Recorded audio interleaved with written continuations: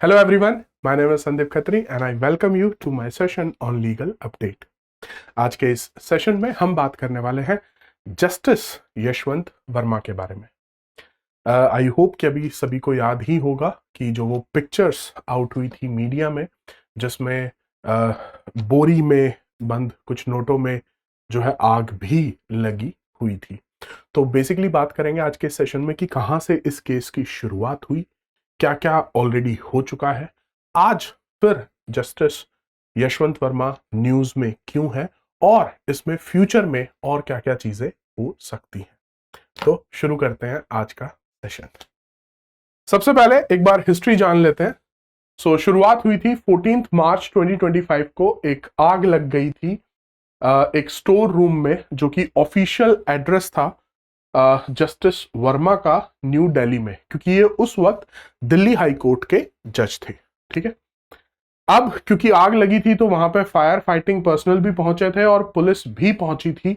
और जब वो आग बुझा रहे थे, जिस स्टोर रूम में आग लगी थी वहां पर कुछ बोरियों में जो है कुछ कैश भी दिखा था, जिसकी फोटोज जो है वो आपने भी मीडिया में देखी होंगी। ठीक है, wait half burnt wait 500 rupees currency notes. ठीक है, इससे पहले कि उस रूम को सील किया जाता या उसमें इन्वेस्टिगेशन की जाती, जो हाउस होल्ड स्टाफ था या जो भी उनका पर्सनल स्टाफ था उन्होंने प्रीमाइसेस को कंप्लीटली क्लीन कर दिया। अब ये देखिए बहुत इंपॉर्टेंट फैक्ट है जो कि जिस पे हम बाद में भी आने के बाद बात करेंगे। ठीक है, by the time formal inspection occurred, the currency notes had disappeared, which means कि जब तक इन्वेस्टिगेशन इंक्वायरी स्टार्ट हुई तब तक नोटों का कोई नामो निशान नहीं था। इस इंसिडेंट के बाद chief justice of India Rajiv Khanna ji ने, क्योंकि हम ये बात कर रहे हैं मार्च 2025 की, तो उस वक्त चीफ जस्टिस ऑफ इंडिया थे संजीव खन्ना जी। इन्होंने internal supreme court in house जो है वो इंक्वायरी करवाई और इस कमेटी ने कंक्लूड किया कि जो जस्टिस वर्मा है उनका कंट्रोल था प्रीमाइसेस के ऊपर और उन्हें जो है अब रेजिग्नेशन दे देना चाहिए, और अगर वो रेजिग्नेशन नहीं देते हैं तो उनके रिमूवल की प्रोसीडिंग्स जो है वो स्टार्ट कर देनी चाहिए। तो सुप्रीम कोर्ट ने भी जो कमेटी बनाई थी इंक्वायरी की, उनका मानना ये था कि जस्टिस वर्मा जो है वो गिल्टी है। उन्होंने जस्टिस वर्मा ने अपने डिफेंस में ये बात की थी कि वो उनका तो कंट्रोल ही जो है उस स्टोर हाउस पे था नहीं, उन्हें पता ही नहीं कि उसमें क्या सामान था क्या सामान नहीं था। लेकिन बाद में भी ये चीजें पता लगी कि उनका अपना भी काफी सामान जो है उस स्टोर रूम में था। और इसके बाद जस्टिस वर्मा ने जो है डिक्लाइन कर दिया, मना कर दिया कि वो रिजाइन नहीं करेंगे। लेकिन इसके बाद उनका ट्रांसफर कर दिया गया इलाहाबाद हाई कोर्ट और जुलाई 2025 में 200 मेंबर्स ऑफ पार्लियामेंट ने इंपीचमेंट मोशन जो है वो स्पीकर ओम बिरला जी को जो है वो दे दिया। अब क्योंकि बात लोकसभा जो है वो जा चुकी थी तो लोकसभा में जो है एक पैनल बनाया गया। लोकसभा में जो पैनल बना उसमें 3 मेंबर पैनल था, जिसमें supreme court justice Arvind Kumar, high court chief justice Shri Krishna Chandrashekhar ji and senior advocate BV Acharya ji. ठीक है जी, तो ये सब जो है उस पैनल के मेंबर थे। जब अब लोकसभा ने जो पैनल बनाया था, अभी इनकी इंक्वायरी चल ही रही थी, लेकिन इस मिड प्रोब में ही, बीच में ही जो है वो रेजिग्नेशन जस्टिस वर्मा की तरफ से अप्रैल 2026 में आ जाता है। अब जो पैनल बनाया गया था लोकसभा का, उनका भी डिसीजन आ गया है और उनका डिसीजन ये है कि ही वॉज गिल्टी। तो जस्टिस वर्मा जो है उनको गिल्टी करार कर दिया गया है। किन रीजंस की वजह से? सबसे पहला, अनअकाउंटेड करेंसी। तो ये बात जो है पैनल के सामने प्रूव हो गई कि वहां पे 500 रुपए के करेंसी के नोट्स थे उनके रेजिडेंस में। एग्जैक्ट वैल्यू जो है उसकी नहीं पता लग पाई। रीजन बीइंग, जब तक इंक्वायरी जो है वो स्टार्ट हुई थी वहां पे नोटों का नामो निशान ही जो है वो मिटा दिया गया था। इन शॉर्ट की कोई भी एक सिंगल नोट वहां पर नहीं था। और ये भी प्रूव हुआ कि ये जो वहां पे जो क्लीनिंग की गई थी वो किसके कहने पर की गई थी, वो जस्टिस वर्मा के ही कहने पर की गई थी। ये बात भी सामने आई कि जिस वक्त ये सब कुछ इंसिडेंट हुआ था वो अपने रेजिडेंस में मौजूद नहीं थे, लेकिन वो कांटेक्ट कर रहे थे बाय कॉल, और वो डायरेक्शंस दे रहे थे, और जो स्टाफ था वो डायरेक्शंस फॉलो कर रहा था। इंटरफेरेंस विद एविडेंस, ये देखिएगा,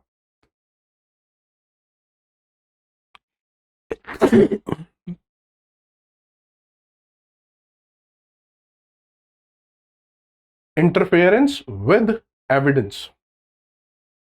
The panel found that the storeroom was disturbed and cleaned, causing the unexplained loss, non-availability of the currency notes.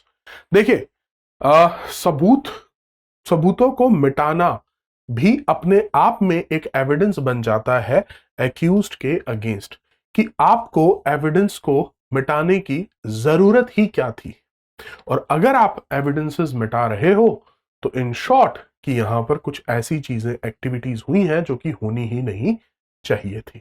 तो ये सबूतों को मिटाना भी जो है एक सबसे बड़ा एविडेंस बना against justice Verma. Evasive explanations, जो भी डिफेंस जस्टिस वर्मा ने दिया वो डिफेंस कंप्लीटली इनकंसिस्टेंट था और उसमें कोई ट्रांसपेरेंसी नहीं थी। सबसे पहले तो उन्होंने क्लेम किया कि उन्हें कोई नॉलेज नहीं है या उनका कोई कंट्रोल ही नहीं है उस स्टोर रूम में, तो उन्हें पता ही नहीं है कि उस स्टोर रूम में क्या रखा हुआ है। लेकिन बाद में उनके अपने पर्सनल आइटम्स भी जो है उस स्टोर रूम में पाए गए। ठीक है, उसके बाद उन्होंने क्लेम किया कि कोई कंस्पिरेसी है उनके अगेंस्ट और यहां पे कोई फेक कैश जो है उनके अगेंस्ट में प्लांट कर दिया गया है, या फिर उन्होंने बाद में ये भी कहा कि फायर फाइटर्स ने, जब उनसे पूछा गया कि भाई जो भी था वो है कहां पर अब, तो उन्होंने ये भी कहा कि फायर फाइटर्स ने जो है उसको चुरा लिया। तो फिर उनसे पूछा गया कि अगर चोरी हुई थी तो क्या उन्होंने कोई एफआईआर लिखाई है एंड सो ऑन, तो आंसर आया नहीं। तो इन शॉर्ट उनकी तरफ से जो भी डिफेंस दिया गया जस्टिस वर्मा की तरफ से, उन सभी डिफेंसेस में जो है वो डिफेक्ट था और बार बार जो है उन्होंने अपनी स्टोरी बदली। इसके अलावा he choose not to enter the witness box for cross examination, तो वो क्रॉस एग्जामिनेशन के लिए भी जो है प्रेजेंट नहीं हुए। नाउ द नेक्स्ट क्वेश्चन, जब उनको गिल्टी करार कर दिया गया है तो अब नेक्स्ट आगे इस केस में क्या हो सकता है। देखिए, क्योंकि वो ऑलरेडी अपना रेजिग्नेशन दे चुके हैं और अब अगर उन्होंने रेजिग्नेशन नहीं दिया होता तो ये इम्पीचमेंट जो प्रोसेस उनके अगेंस्ट जो है इनिशिएट किया गया था उसे कंक्लूड कर दिया जाता। लेकिन अब वो ऑलरेडी जो है अपना रेजिग्नेशन दे चुके हैं, तो अब इम्पीचमेंट प्रोसेस कंप्लीट होगा या नहीं होगा, क्योंकि अब तो वो ऑलरेडी जो है सर्विस में है ही नहीं। ठीक है, तो अब यहां पर यह तो कहा जा सकता है कि अब इम्पीचमेंट का तो कोई पॉइंट जो है वो रेज नहीं होगा। इवन यहीं पे ना एक और भी इंपॉर्टेंट क्वेश्चन आता है कि क्या हमारी इंडियन जुडिशरी की हिस्ट्री में क्या कभी किसी जज को इम्पीच किया गया है, तो उसमें आंसर यही आता है कि नो, अभी तक किसी भी जज को इम्पीचमेंट जो है उनका रिमूवल जो है वो नहीं किया गया है। ठीक है,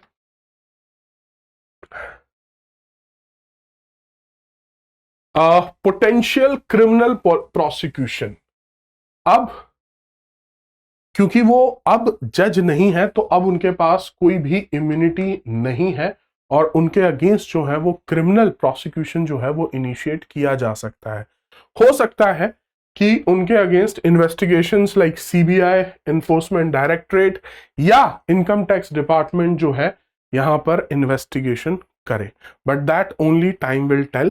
दीज आर जस्ट अजम्पशंस कि इस तरह की चीजें हो सकती है। ठीक है, रिसेंटली सुप्रीम कोर्ट में एक पीआईएल भी फाइल की गई थी जिसमें डिमांड किया गया था कि एक एसआईटी जो है वो प्रॉब करे कि भाई वो पैसा कहां से आया था, किस केस में दिया गया था, क्यों वो पैसा इतनी अमाउंट में इतना पैसा उस घर में मौजूद था एंड सो ऑन। इस पर एसआईटी जो है वो बैठनी चाहिए। लेकिन सुप्रीम कोर्ट ने उस PIL को डिसमिस कर दिया है। Now coming to the MCQ question related to this legal update, जो आपके एग्जाम में भी पूछा जा सकता है। Which article of the Constitution of India provides that a High Court judge may be removed in the same manner as a Supreme Court judge? These are your option: Article 215, Article 216, Article 217, and Article 218. Now answer this in the comments. आज के legal update में इतना ही, मिलते हैं next session में। तब तक के लिए, yes, it's time to say